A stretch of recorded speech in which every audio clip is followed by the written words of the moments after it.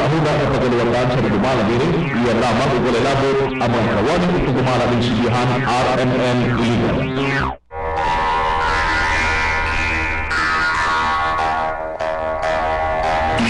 Sa mga nasunod na yugto, among idalik kaninyo ang programa Mindanao. Usa ka programa nga iya sa mga katawhan na naninguha nga makabot ang malungtarong kalinaw o kalambuan sa Mindanao. Mindanao, pagrespeto sa yutang kabilin, pag-asdang sa kagalingan sa lumad, Moro o Kristiyano, ang pakiglambigit sa mga kababayan sa pag-usbaw sa ilang kahintang, proteksyon sa sibilyan, panahon sa kagubot. Mindanao, kalinaw sa Mindanao.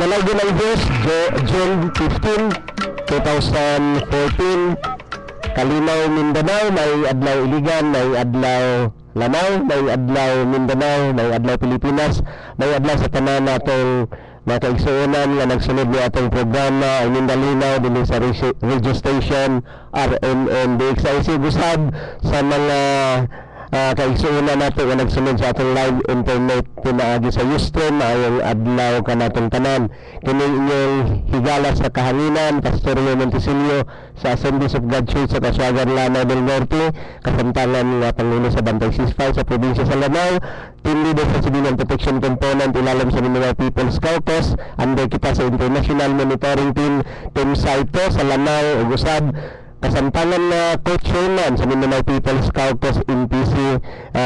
Aniya nakiguba na po kita sulod sa tunga sa oras nga pag-iguban kaninyo sa paghisgot sa kining hisgutanan alang sa nagapadayon natong peace negotiation din sa Mindanao. Mindanao People's Caucus sa organisasyon o what we call the Sky People Organization na nag-cater sa mga kaigsuonan nato nga lumad, Moro o Kristiyano nga nagapangita sa tinud-anay na kalambuan o kalinaw din sa atong dapit sa Mindanao. Sa dili pa tayo padayon ato siguro paminawan o sa ang atong pinsel ang Kalinaw Mindanao.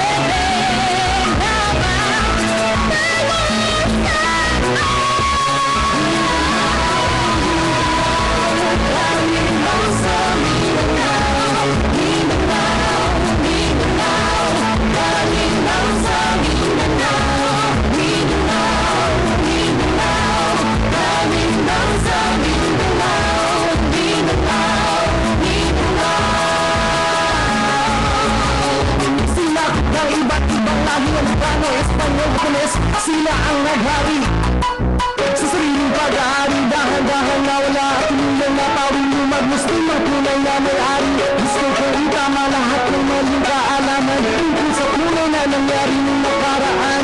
Sa pamamagitan ng auditing o imo papayapaan pagkakaintindihan ang dasal ko. Ako ang nalagarito kapag natin napasa ating lahat ito. Ikaw, ako, tayo ay Pilipino. Halika na't matilahod sa laban na ito.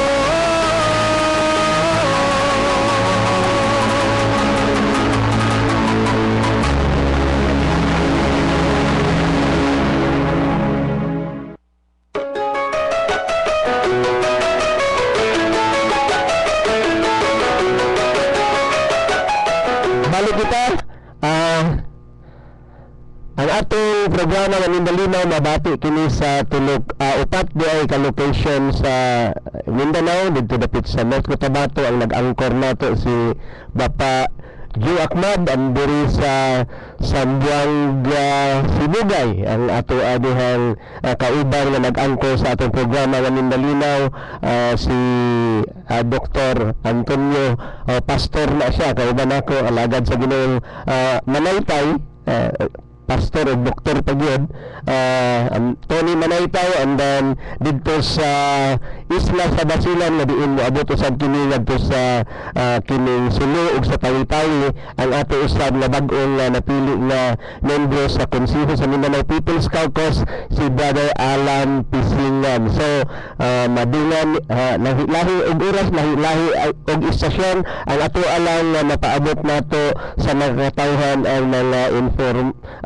kanang insakto nga impormasyon kalabigit sa hisbutanan diha sa nagapadayon nga peace negotiation tali sa gobyerno sa Pilipinas o sa Moro Islamic Liberation Front. So ang Mindanao People's Caucus ni adtong nilabay nga Lunes padulong sa Miyerkules nagapahigayon kita sa usa ka sa ikaupat nga General Assembly sa atong organisasyon nga diin dunay mga nahitabo nga kabag-uhan niini nga naay mga bag-ong opisyales nga nahimong mauna ang nagronda sa kining maggiya sa direksyon sa maong organisasyon. So these are the officers for 2014-2017. Si Atty. Arnado kuano siya naghangyo na kanato nga dili na siya mo papili pag-usab ni nga Secretary General dugay-dugay na siyang kining kupot niini.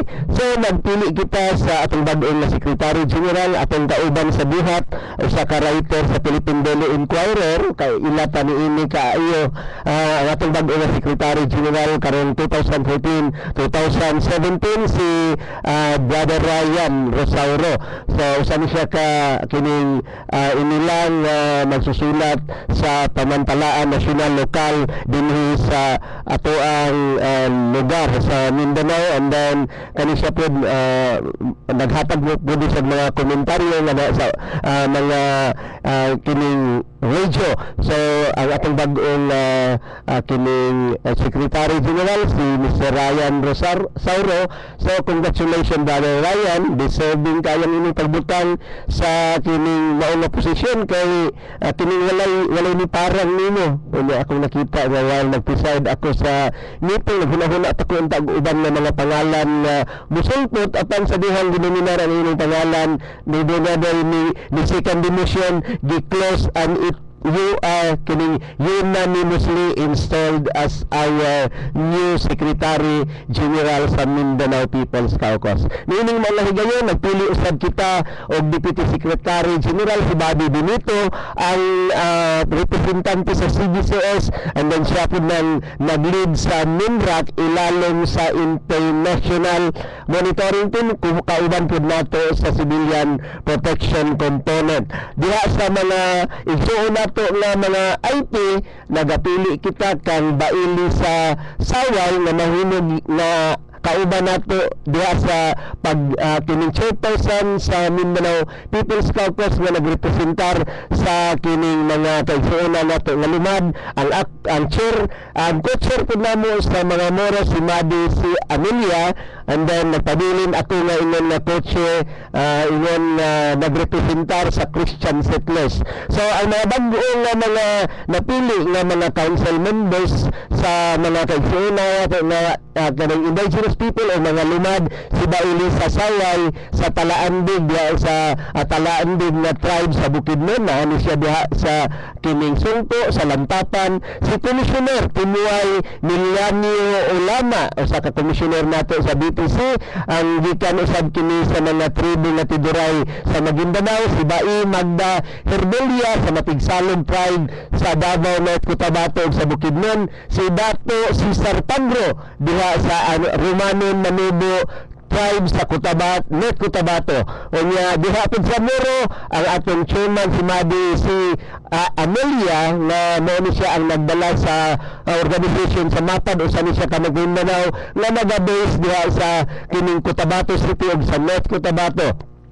Ubusad ang ato ang pinalangga na membro sa NCMF National Commission on Muslim Filipinos ang atong kauban na sa nilabay nga mga katuigan si Commissioner Salim Binuna nagikan sa Kagan Tribe sa Cotabato. So ang iyahang lugar nga girepresentahan ang Davao Region ug ang Compostela Valley.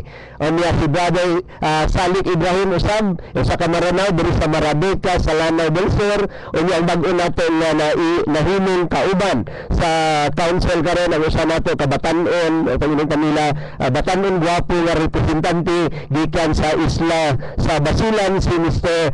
Alan Pisingan. Ako silang ginan o gwapo si Alan karon inaana pud mi ka gwapo sa una sa among panahon sa pagkaulitaw. So joke lang na pero para sa mga pili ingon nga bag-ong mga membro sa kining konseho sa Mindanao People's Caucus nga nagrepresentar sa tulo ka klase sa katawhan sa Mindanao.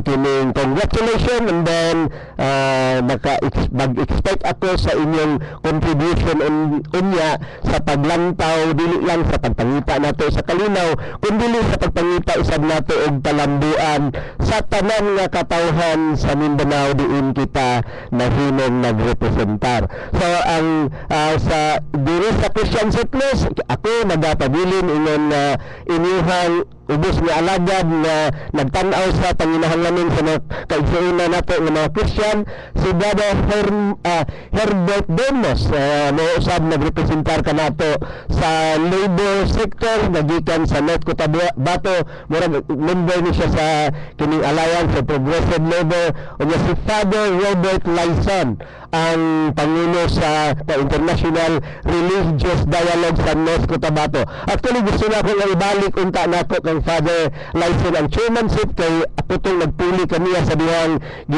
kining hatagan siya sabbatical leave sa iya na kaigsuonan nga mga obispo. So ingon siya sa ako dili pastor kay dako kaayo ang gihatag kanako nga tahas ni Cardinal Quevedo. So siya na itong naglantaw sa international kining interreligious dialogue sa tibuok Mindanao sa pagkakaroon ilalom ni kining Cardinal Quevedo o niya usab ang atong pangulo sa Saksid na nagrepresentar sa mga negosyante diri sa Mindanao si Tintin Libres na maoy nangulo sa Saksid. Siya pong atong bag-ong nagalingkod na membro sa atong konseho sa Mindanao People's Caucus. Makasiguro ko na naanatay kalambuan ini tungod kay naanatay taga-leader, naanatay negosyante, na aming taga-simbahan, naapod ning naatay komisyoner, duha ka komisyoner na nakalingkod ingon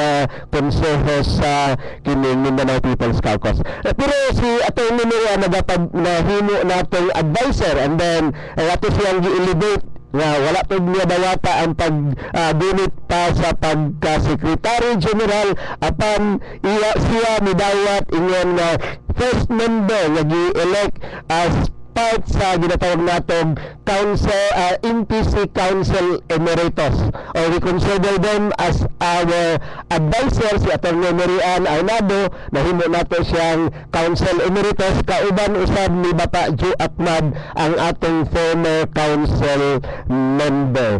So ngadtong nilabay nga adlaw gina-imbitar kita nga magpadayag ngadto sa atong programa usab dito sa Basilan Prayer. Ginatawagan nila ako unya dinatay mga butang nga gi-open ngadto kanila.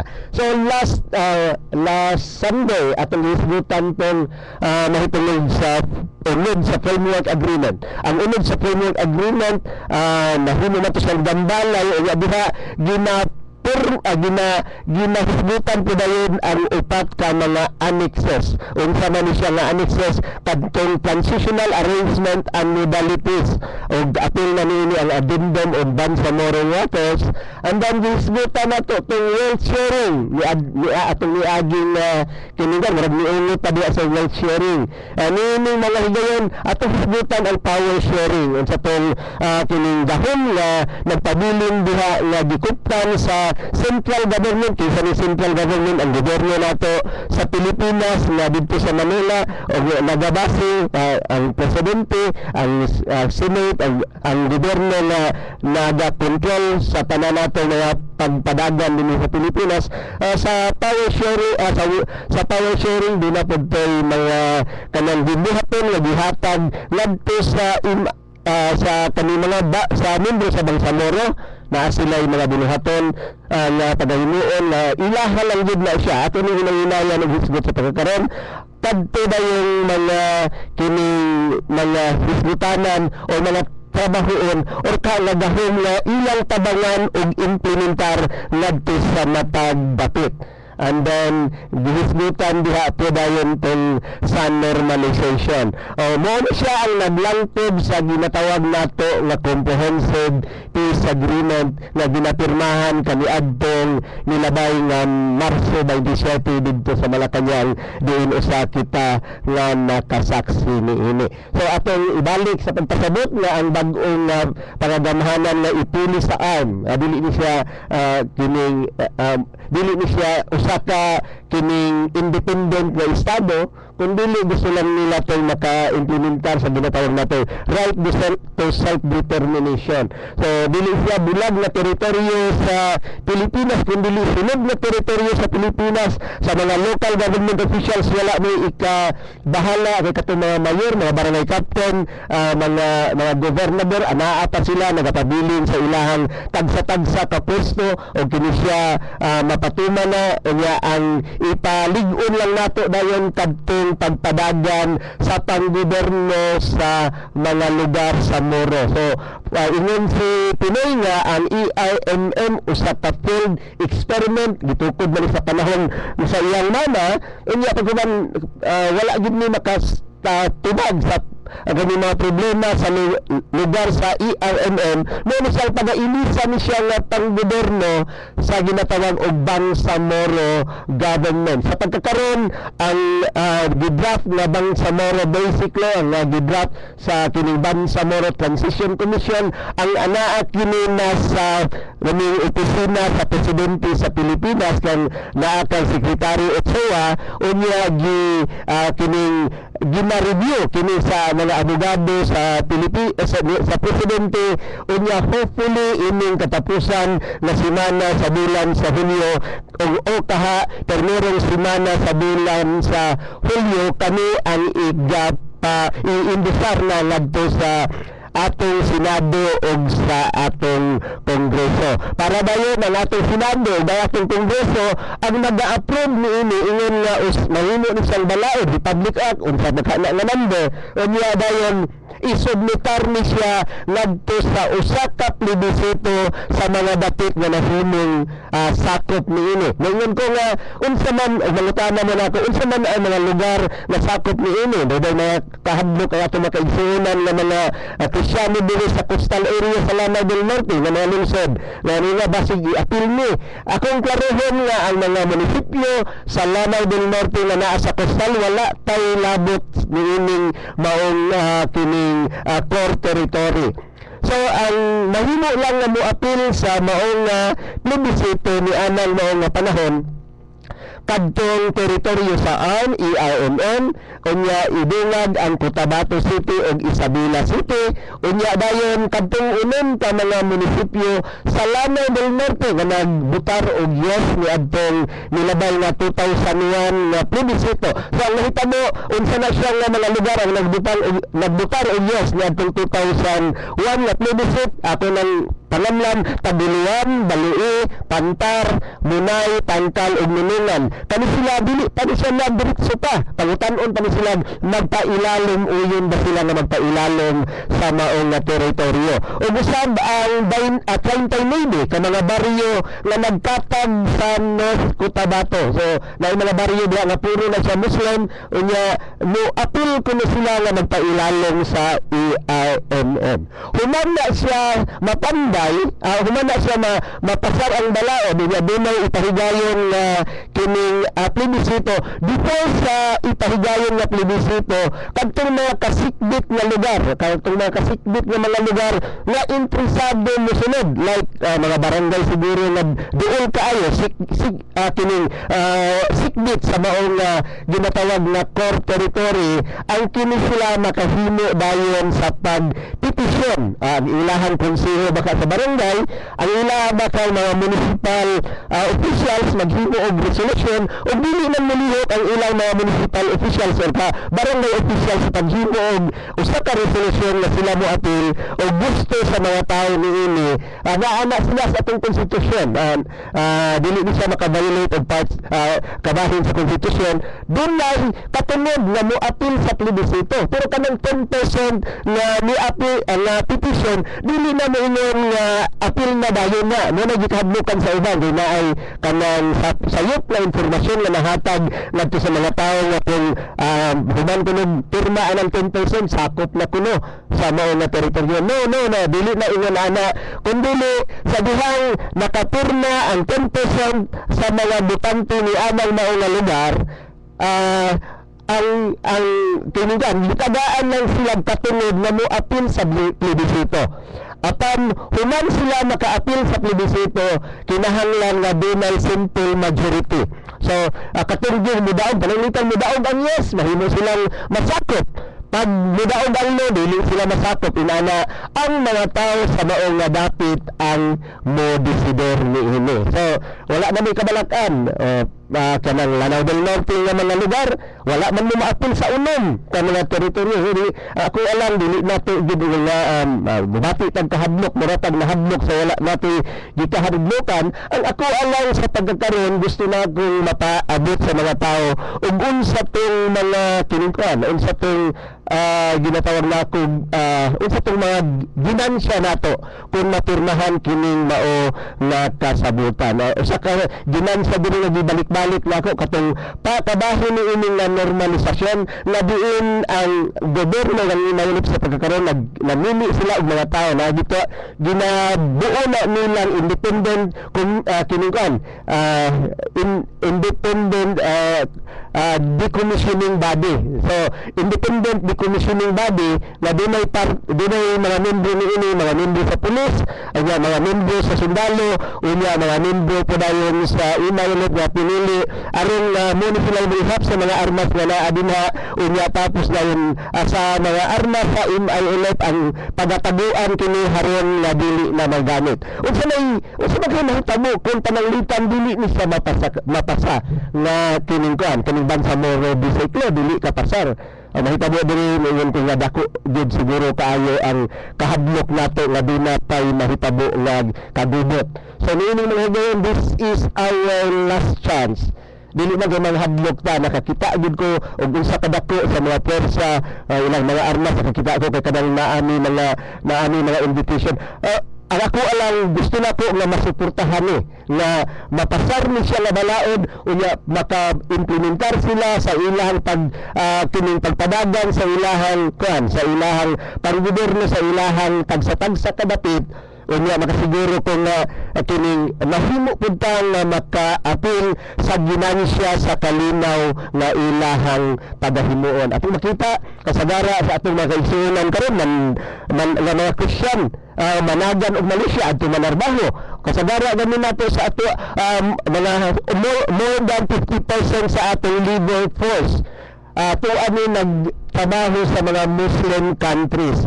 So murag wala na natong isyu nga dili ka mosuportar nila kay Muslim na siya unya kita Christian ta. Wala na nato nagbase nato nga mga butang katong nagkuan nato nagbuak-buak nato kay ang atong tan-aw ng realidad kadaghanan sa atong mga katawhan didto nang inabuhi sa mga dagko nga mga nasod sa mga Muslim nga mga nasod. So sa pagkakaroon siguro kung mapatuman ni nato ning peace agreement makaingon ko kining dili lang sila may mulambo daghan na kaing daong nga mga kining mga kining plano para sa development dili na iya ta mga broad adto sa Sabah dili na ta mga broad ngadto sa Taiwan dili na ta mga broad ngadto sa Saudi. Pag matuman ni siya kining peace agreement daghan kayo mga nasod nga mga dagko na nasod sa tibuok kalibutan ang nagsaad na sa pagbutang sa ilahang suportar o paghatag sa daghan kayo mga negosyo dinhi sa lugar sa EIMM. So nakita mo boom na siya unya katong atong mga kaigsuonan dili na kanibaw pagkuha og bisyo kay managahon sa gawas kundi di ana mismo ang trabaho diri sa atua. Pero unsa ang akong kahadlok kung dili ni siya mapatuman, ang akong kahadlok lang kung dili ni siya mapatuman, nakita na ko nga this is the last chance na makita sa mga kaigsuonan nato nga muro nga kita gusto gyud sa kalinaw unya gusto tag kalambuan nga dapat nato sila suportahan unya kung dili ni nato masuportahan mo na ni siya dayon ang matawag nga kining kuan nila murag common ground nila nga basi magkuyog na ning tulo ka dagko nga grupo nila inununod kabaluta sa inununod nga nilihok atong nilabay nga tuig nga na paralyze ang kining kahintang sa Zamboanga del Norte. Hopefully dili na sa mahitabo mo nang kami nangampanya ni para sa kalinaw atong yung suportahan kining move sa atong gobyerno na maangko nato ang kalinaw ug kalambuan sa atong isla sa Mindanao. So nagpasalamat ta sa ato ang station manager diri nga naghatag kanatog kahigayonan nga nakapasabot sa mga tao. So gusto na ko seryosohon siya. Dili siya basta kay gamay lang hisgutanan kining para sa kalinaw. Makasiguro ko nga kung mapirmahan na ni siya nga agreement dili lang sila akong gitan-aw pananglitan mabibo ang Lanao del Sur na anay na kumpanya nga matuko din na asa man sila nagumpra iligan gyud. So makabahin gid ta sa kining kalambuan nga ilahang maangkon. So dili na ta magadtog Saudi di ana ta diri nag-ungol sigud sa kung inaingon nag-ungol ang daghan kayong mga kumpanya nga mubuo sa ilahang kapital dinhi sa atong lugar sa Mindanao. Munang ako nanawagan gid ko dili na mas makapalig-on pa ni kay ako gitan-aw didto sa kining Saudi kita ang atong mga kaigsuonan welcome kay manarbaho dito. How much more diri sa atua makasinabot ta daan atong mga kaigsuonan na nagbaho sa Malaysia bisan pa gani unta sila usay dakop-dakopon dito sa Malaysia unya paghuman i-deport na malik na po na naman wala may mga job opportunity na naadili sa Mindanao tungod kay gubot man kaayo ta inihigayon na ngayon ko na wala pa lang ang gubot diri sa Mindanao ang Iligan City mo ni siya ang pinakadako na mauswagon siguro na lugar sa tibuok Pilipinas diri na ila pa sa unang kining ang Iligan is the Pittsburgh City of the South. Unya ingon sila sa una ang ilang Iligan ga industrial city of the South pero sabihan nagsugod ang kagubot mahadlok na bubuo ang mga dagkong investors diri sa atong lugar.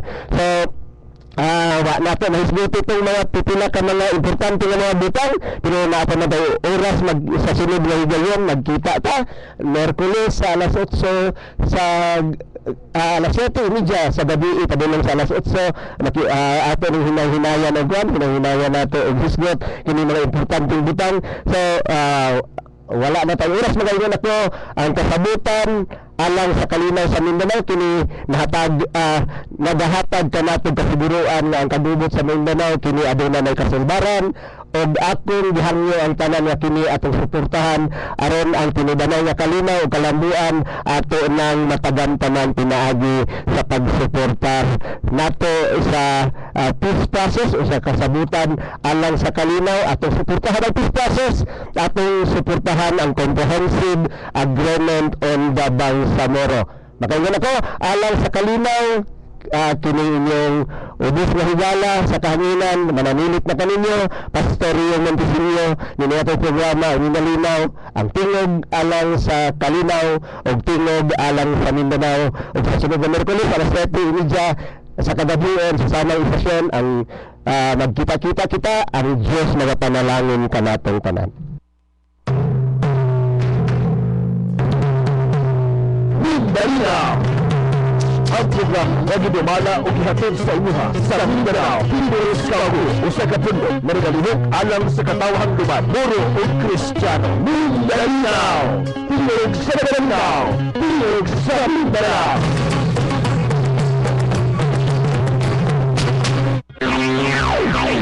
Inadumati ang usa ka binayran nga programa. Ang mga pulong o gunahuna igluwatan sa nagdumala, iyan lamang o gunalabo na magkawani o tagdumala ng sibihan RMN Iligan.